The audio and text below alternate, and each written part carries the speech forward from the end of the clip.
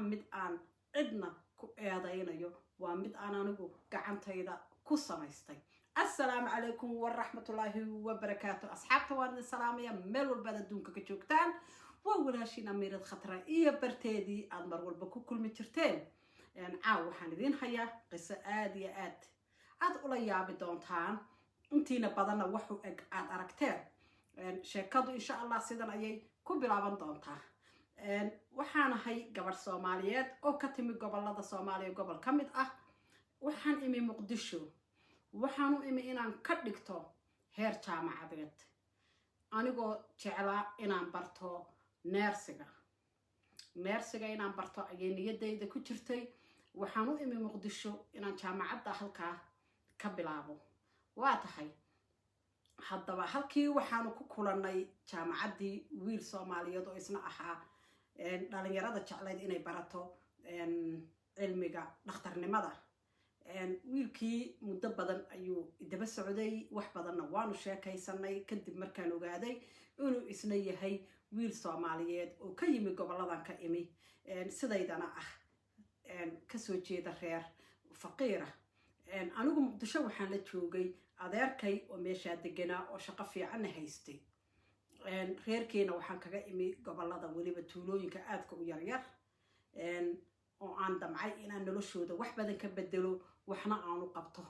reerkeena. wiilkii markaan ogaaday in noloshiisu ay tahay mid anigoo kala waxaan go'aan ku gaadhay in aan ka noqdo jacaylkiisii ama sheekasigii aan la sheekaysan jirayba aanu halkaa ku joojino. maalin maalmaha ka mid ayaan haddaba wiilkii kulannay waxaan u sheegay inaan la sii wadi doonin wuxuu isagu jecel yahay iyo wuxuu iga doonayo. wiilka aad buu iga xumaaday, aad buu u qalbi jabay, aad buu u niyad xumaaday, balse halkaas ayaan aniga isagu ku kala hadhnay. halkii markaan muddo sii joogay aan adigu jaamacaddii dhiganayo in la eg sanad ayaa waxaa noo yimi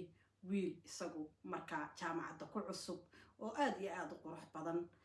reerkiisuna ay ladan yihiin. gaadho qurux badan ayaa lagu keenaa, gaadho qurux badanna jaamacadda waa lagaga celiyaa. waa tahay anigu waxaan jeclaystay marka in aan barto wiilka Soomaaliyeed ee isagu nolol dhaama si aan ana noloshayda iyo nolosha reerkeenaba aan wax uga qabto.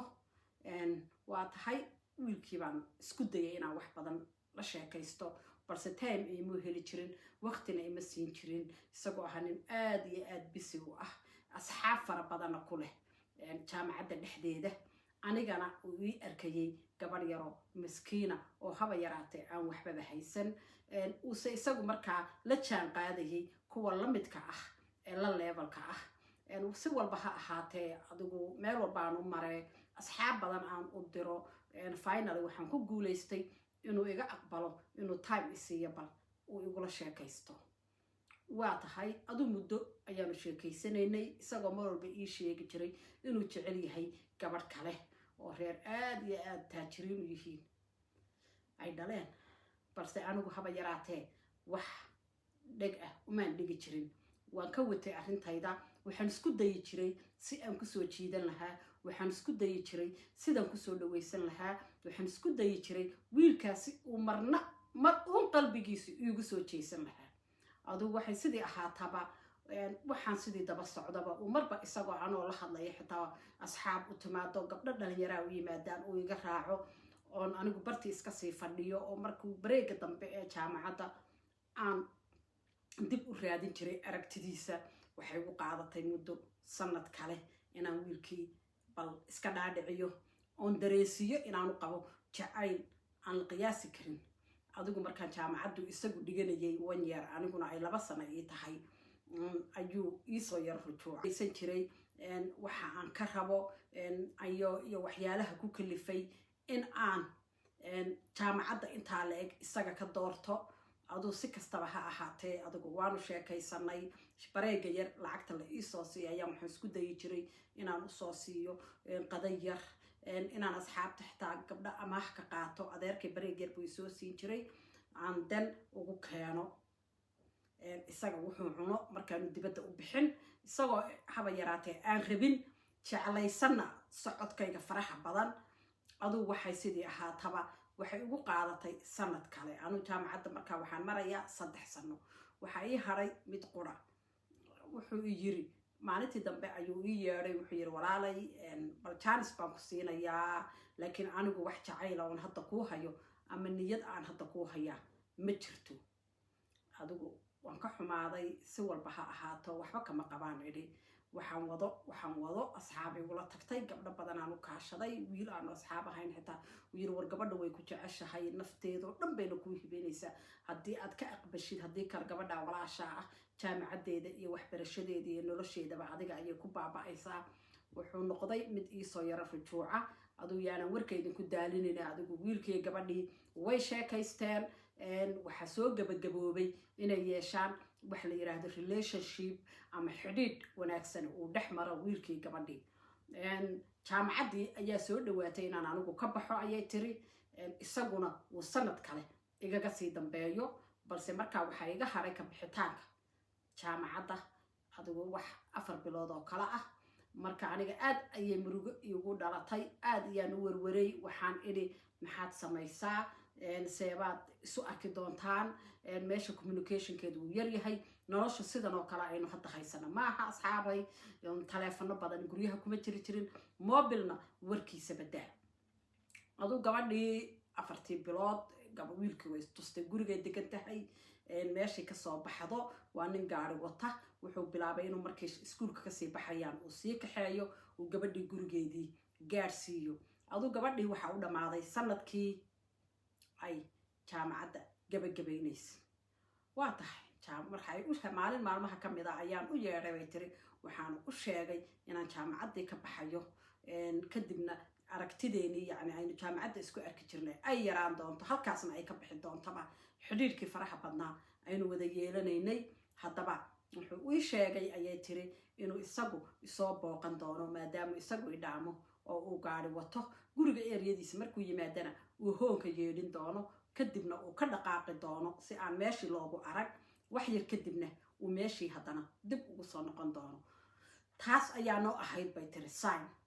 adigu sidaasaanu ku kulmi jirnay halkaasuu iigu iman jiray maalintii dambe ayaan waxaan usoo bandhigay wiilkii in aan ka rabo mustaqbal iyo guur oo aynu ugu dheeraatay xidhiidhkii aanu wada soconay iyo baqdintii iyo qariskii faraha badnayd aanu kala qarinaynay waalidkana aanu ka qarinaynay aan laftigayga xidhiidh adag ugu noqotay in mar walba hoonka haddii lasoo yeeriyo aan dibadda u baxo ayaa waxaan usoo bandhigay inay ka qurux badan tahay inaanu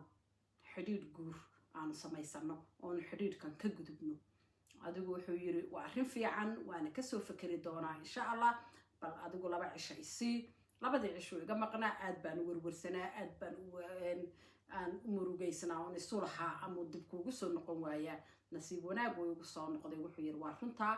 muddaynu isdaba soconay muddaynu sheekaysanaynay ana waalidkay waan u sheegaya adna waalidka u sheeg alxamdulillaah rabbil caalamiin aniga farxad weyn bay ahaatay aad iyo aad baan u farxay markuu ii sheegay arrintaas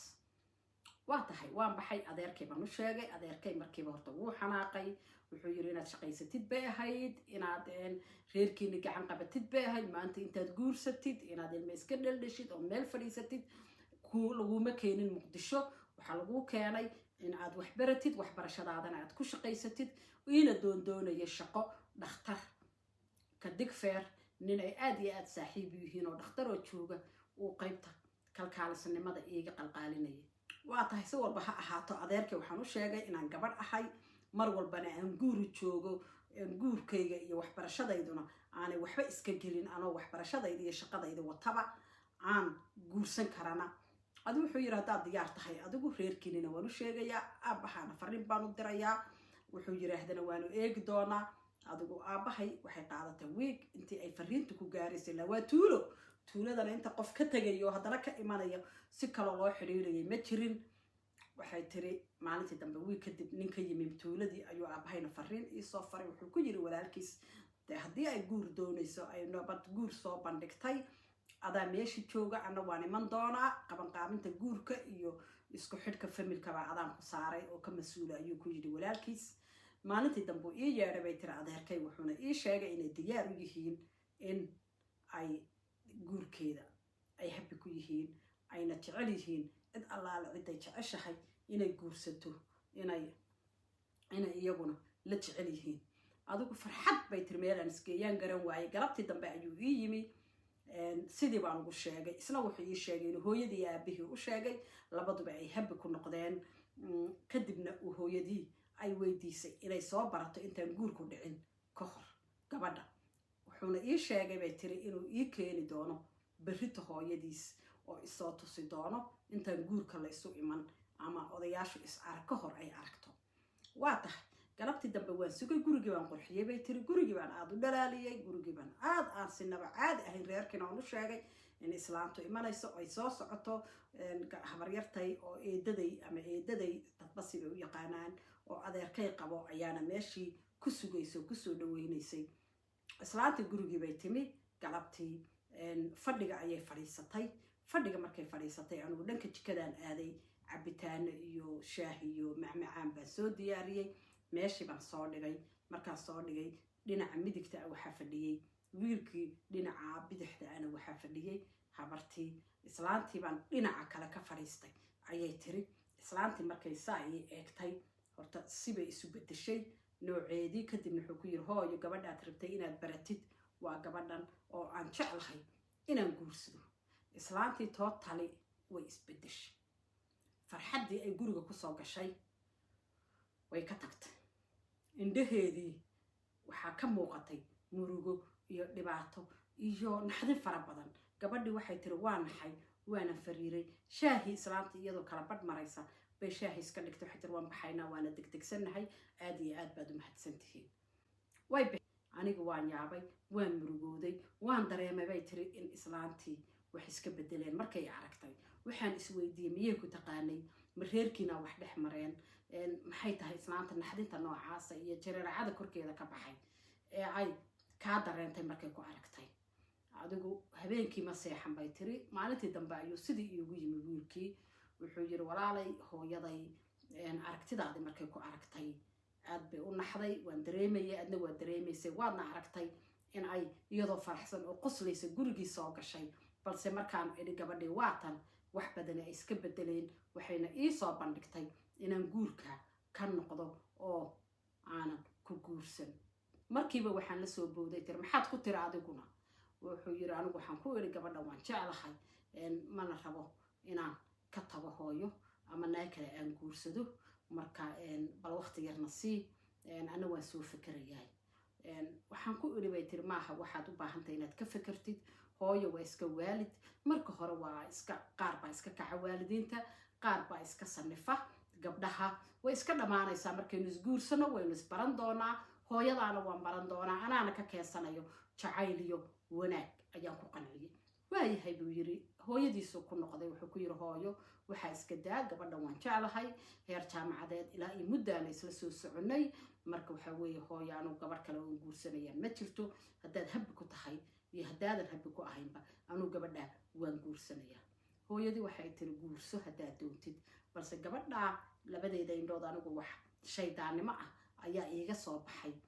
mana jeclaysan balse haddaad adigu jeceshahay waa choicekaagay ku tiri wiilkeedii kaamana hor joogsanayo waa tahay arooskiibaa ma wiigii dambe la qaban qaabiyey anuu hadalka idiin soo kookoobaya mar raba inaan hadalka idinku dheereeyo arooskiibaa la qaban qaabiyey arooskiibaa dhacay waa tahay wiilkii waxaa la siiyey oo aabihii siiyey guri weyn uu lahaa oo qurux badan ayaa la dejiyey gurigii baanu ku aqalgallay halkii baanu joognay anigu mar walba waxaa qalbadayda ka go-an inaan islaanta guriga keeno oo aan soo dhaweeyo aan ogaado riisanka ay igu diiday iyo waxa ay igu diiday iyo waxay igu diidan tahay inaan ogaado ayaa mar walba qalbadayda ku taagan waxaan isaga ku idhaahdaa bay tiri hooyo noogu yeedh ha inoo timaado ha inala joogto wuu weydiiyaa waxay tiraahdaa maya hooyo waa idin soo salaamayaa idinla si joogjoogi maayo adus waxay xaaladdu soo ahaataba odaygii wiilka dhalay ayaa wuxuu u baxay fasax islaantu waxay leedahay waa idiin soo sheeka dhaasfaye wiilkaas iyo 2 gabdhood oo kale ayaa la dhashay waa tahay waxay tiri odaygu wuu dhoofay 2 gabdhood magaalada lagu qabaabay tiri gabadha eeda u tahay ayaa la joogtay guriga guri weyn oo qurux badanna way ku jiraan odaygii markuu dhoofay ayaa waxaan xagta u saaray bay tiri oo wiilka ku qalqaaliyay inuu islaanta guriga keeno maadaama hadda odageedina uu ka maqan yahay aanay cidina la joogin bal jaanis ba halkaa iga soo baxay baan isiri waa maanta qura maalinta aad islaanta gurigaaga keeni lahayd baan isiri waxaan idhi hooyo waa cidlo bifadligu walaalo islaanta cidlada kasoo kaxee adigu wuxuu yiri waayahay islaanta buu la hadlay wuxuu yiri hooyo maxaa dhacay gurigayga habeenna miyaadan seexanaynin habeen keliyana miyaadan ila joogaynin inta aabba maqan yahay 2 bilood buu maqnaanaya at least 2 weekna la joog adigu wuxuu qalqaaliyaba mishinkii aan anigu rabay wuu suurtoobay ayay tiri islaantii guriga la igu keenay islaantii markii 2 cisho la joogtay waxa dhacday qabtii 1991kii dagaalkii Soomaaliya ayaa qarxay anigu hoostaas ayaan ka duceysanaya waxaan islaayay odaygiina soo noqon maayo idina gurigeeda la joogi deentaayo dhaqdhaqaaq iyo socodka maadaama wiilku markuu baxo guriga hooyadii tago uu soo booqdaba isagoo bedelan oo yani murugaysan uu ii soo noqon jiray waxaan damcay labadaba inaan guriga ku wada hayo oo si aan u kaantaroolo aan u ogaado islaantani waxa ay wado iyo waxay aniga igu sanifsan tahay iyo waxay igu diidan tahay adigu wadankii baa dagaal ka dhacay islaantu way joogtay maalinta dambe gurigaygii baan qabanayaa wuxuu ku yiri maya hooyo ha qabanin guriga waa cidlo aabana ma joogo dalkuna waa qasan yahay marka iska joog guriga islaantii qolbay ku jirtaa cuntada halkaas loogu geeyaa booyaasa u geysa weelka waa laga soo guraa markay baxaysa salaamu calaykum bay tiraahdaa markay soo galaysa salaamu calaykum bay tiraahdaa wax kale oo sheeko ah iyo dhaxay iyo yacni xidhiidh gabadh iyo saddexdeed malihin bay tiri malihin aniga saddexday bay tiri wax xidhiidh ah waata waxay tiri anigu waxaan yaabanahay islaantani waxay igu nacday iyo waxay igu sanifsan tahay ayaa mar walba iga go'an inaan ogaado balse waan heli waay haddaba waxaan diyaarsaday bay tiri mission kale islaanta waxaan arkay inay gurigayga duminayso aanay marnaba nolosheeda habbi igu noqonayn haddaba anigu balaan baan diyaarsaday aan islaantan iyo wiilkan ku kala kaxeeyo balaankaas muddo badan baan ka fekeray waana only balaan ii soo baxay ee aan ku kala kaxayn lahaa wiilkaas iyo hooyadii ayay tiri gabadhii maalintii dambe wuu ka lahay magaaladuu aaday wiilkii qabay wuxuu yiri bal waxaan soo eegayaa jawiga magaalada haddii ay qasan tahay oo ay kasii darto waynu isaga baxaynaa ayuu igu jiri haddii ay magaaladii degtayna daw dalkeeni weeyo waynu iska joogaynaa waa tahay wuu baxay aroortii baan quraac u sameeyay quraacdiisi buu cunay bay tiri wuu amba baxay waxaa soo haray gurigii aniga iyo markaa waa idiin soo sheeka dhaafay waxaan u dhalay wiilkiisu dhalay 2 caruura bay tiri wiilii gabadha midna uur baan leeyahay waxaa dhacday bay tiri markayba uu baxay oon arkay inuu nus saac sii maqan yahay ama ilaa saacad baanana ka daba baxay banaanka markaan aaday waxaan la ballamay 2 nin ayaan la ballamay oo aan telefoon u diray shalayto oo balaankaygi iyo waxaygoo dhan aan u sheegay waa tahay 2 wiil baan telefoon u diray meel aan xaafadda ka fogeyn ayay iigu yimaadeen waxaan u sheegay wax laala waxay markay guriga yimaadaan qabanayaan iyo say wax yeelayaan iyo balaankaygu wuxuu ahaa ayaan wiilashii ka dhaadhiciyay wayna igu aqbaleen lacag allaale intay weydiisteenna farta ayaan ka saaray waa tahay gurigii waan soo galay bay tiri anigu waxaan idhi iga dambeeya xoogaa 15 daqiiqo meelahaasa si loo dareemin yacni inaan isla soconay gurigii baan soo galay tiri qolkaygaan iska galay sariirtan iska seexday 2 caruuraan u yeedhay albaabkana waan riixay bay tiri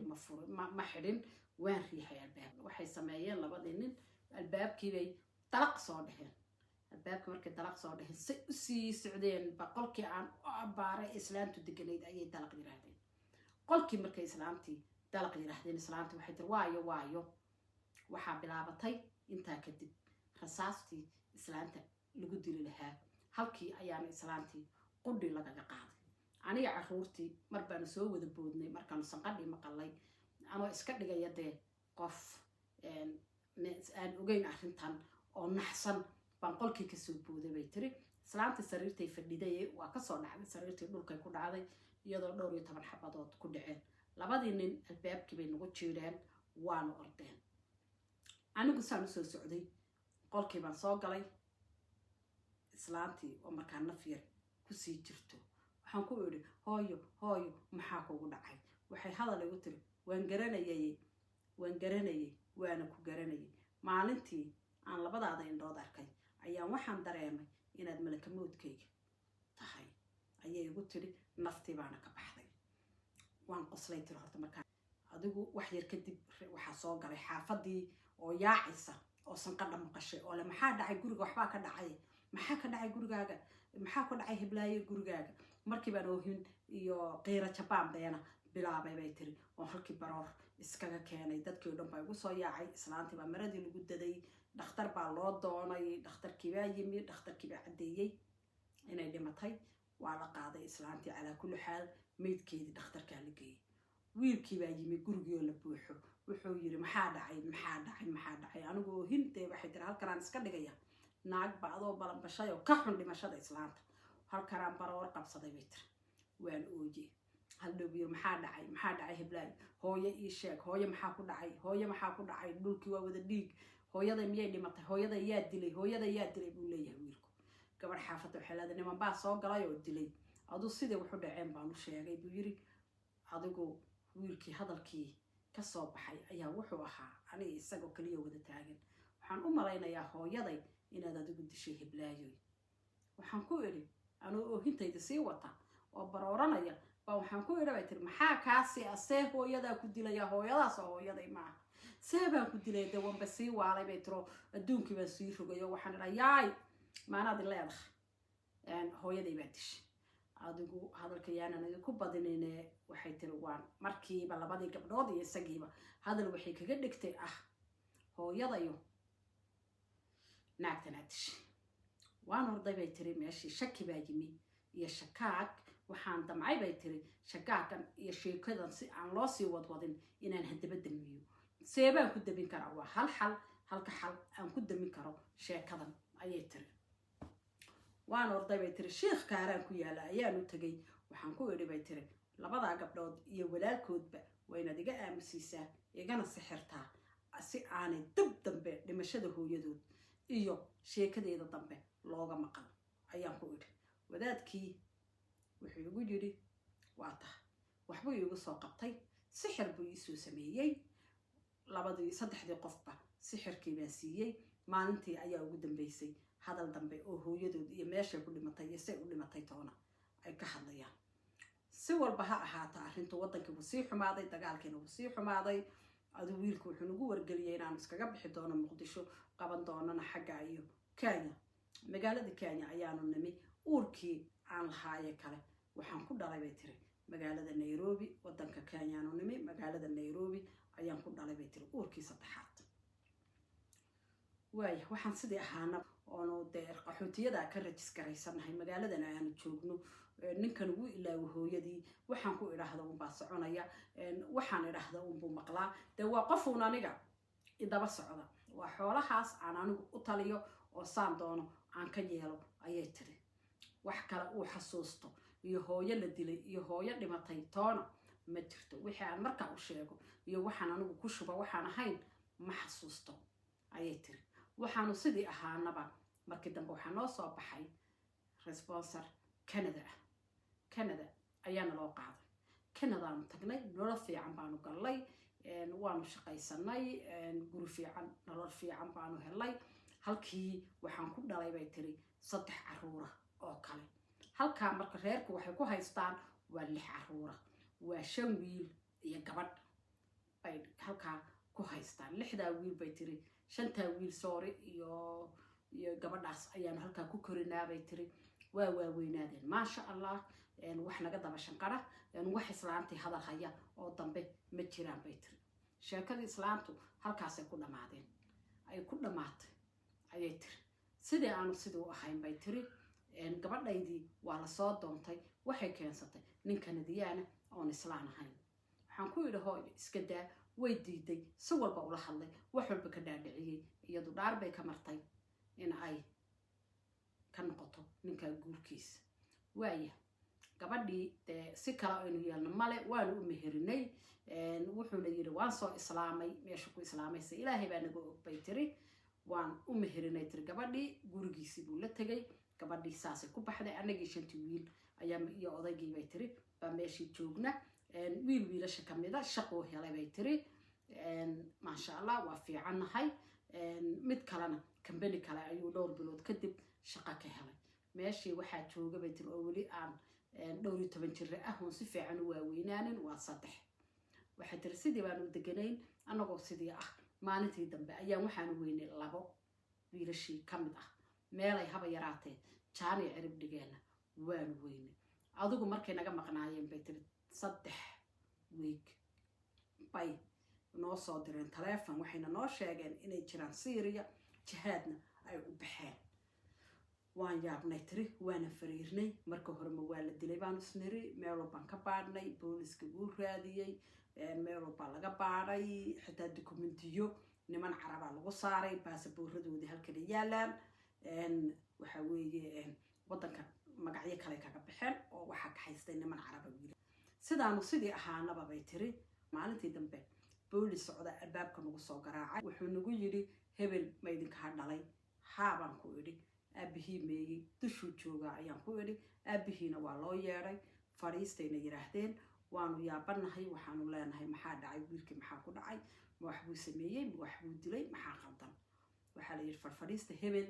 waxa weeye meeshii uu ka shaqaynayay iyo kambaniga uu ka shaqaynayay suuligiisa ayaa maanta laga helay meydkiisii ilaa haddana wax lagu dilay iyo suu u dhintay toona wax nabaroo ku yaalana ma jiro balse investigation ayaanu wadnaa waanu soo baari doonaa wixii dilay iyo siduu u dhintay ayay nagu wargeliyeen anigu waan gariiray tiri 2 lugood baa meyd noqday murugo hore oo 2 wiil oo dhan oo soo taagan oo iga maqan baa mid saddexaad igu darsamay bay tiri halkii baanu ka orodnay dhakhtarkii baanu tagnay waxay tiri wiilkii waa meyd waa iskaga soo noqonay ayagu shaqadooda iska wateen hawlahooda iska wateen meeshii baanu joognaa bay tiri aniga iyo gabadhi way maqan tahay saddexna saasay ku maqan yihiin anagoo ah oo iska joogna ayaa maalintii dambe waxaa albaabka nagu soo garaacay wiilashii Syria jiray mid ka mid ah ayaa albaabka nagu soo garaacay ayay tiri markuu nagu soo garaacay baan albaabkii furnay waaba hebel farxad bay tiri farxad naxdin bay tiri waanu ooynay waanu barooranay mar waanu faraxnaa mar waanu naxnaa warmee kii kale warmeeye kii kale maya hooyo dhib male kii kalena wuu iska imanaya waxa weeye wuu soo socday isna ana meesha waan kasoo baxsaday wuxuu noogu sheegay inuu kasoo baxsaday balse mabda' kale ayuu leeyahay iyo hawlo kale uu wato anagu se aanan markaa ogeyn waa tahay gurigii buu yimi adigu markuu gurigii yimi wiig buu gurigii joogay booliskii baa u yimi xaggee martay may fareen baan la jirayo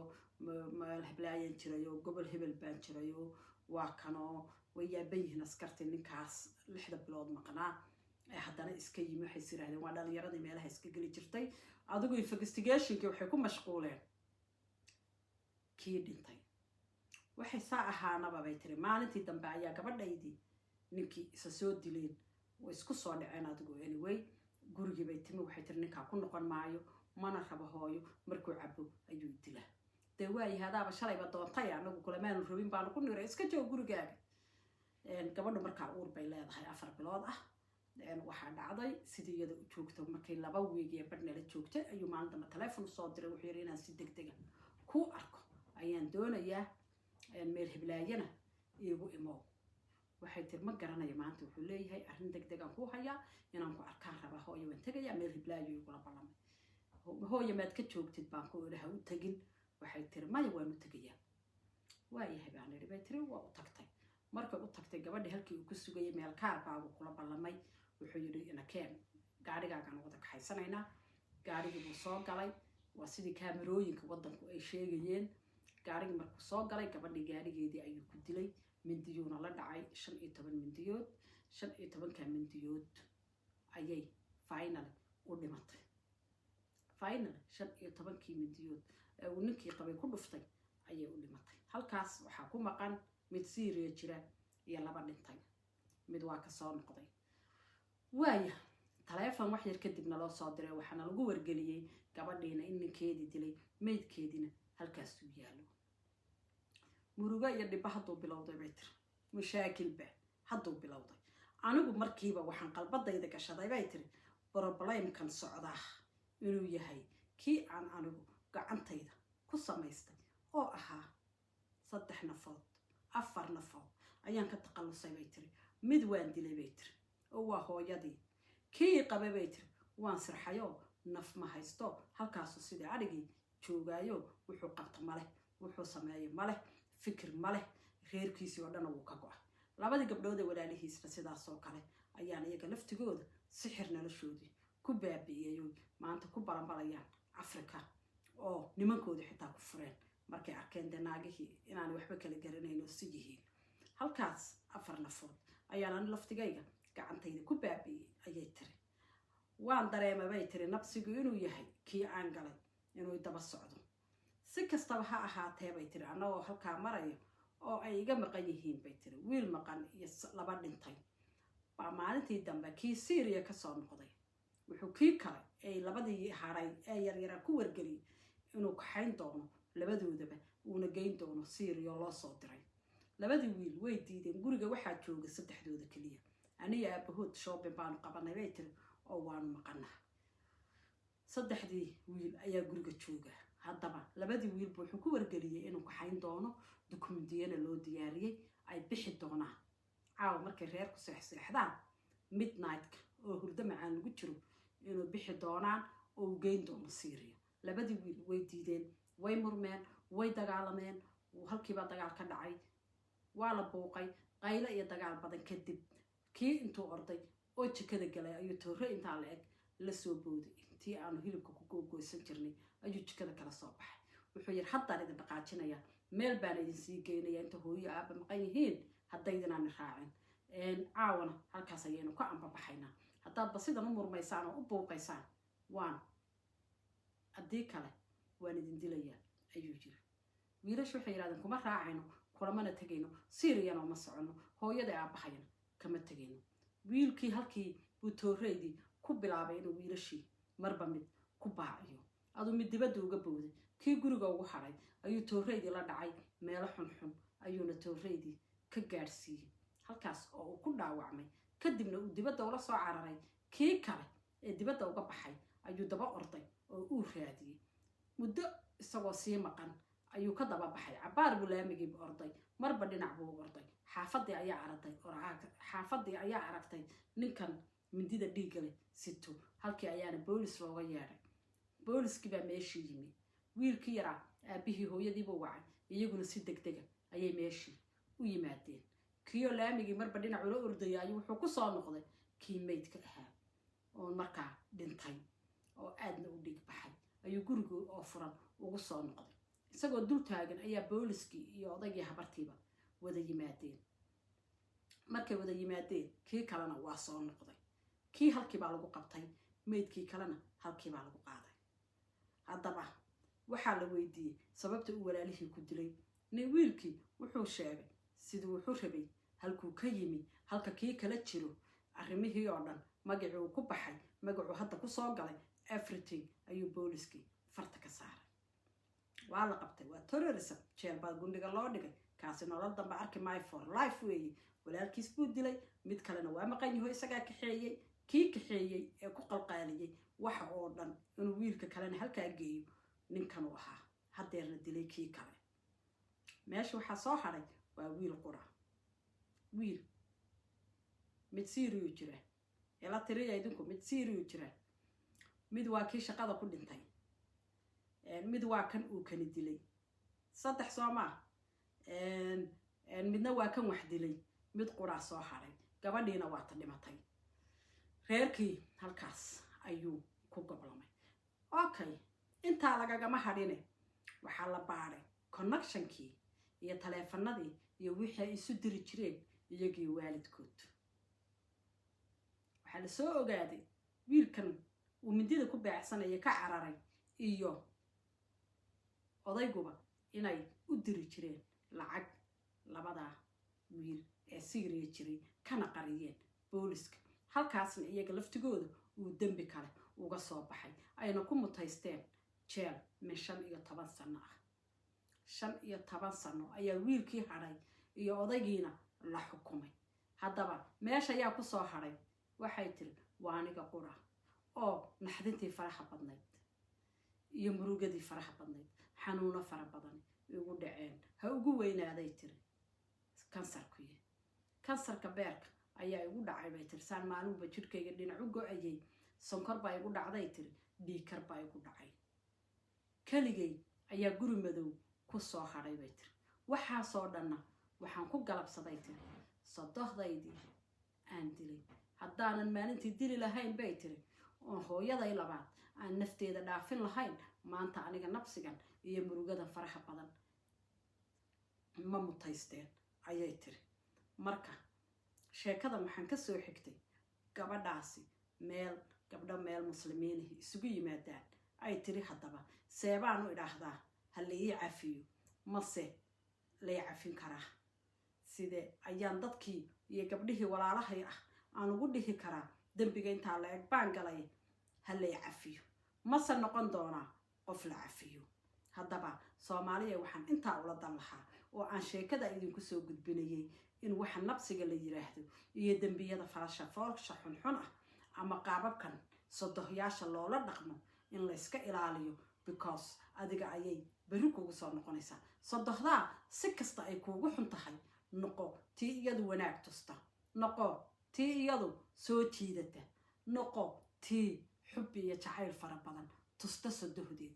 والسلام عليكم ورحمة الله وبركاته انتاسنا وحينا وقعك شاكدي مروقة لحيد أنا دي سو قد بيه بلانتين هلقا الدكتون هذا نفسي وليبا دباتوينك هويوينك هلا اسكا إلالي أياني دوران لها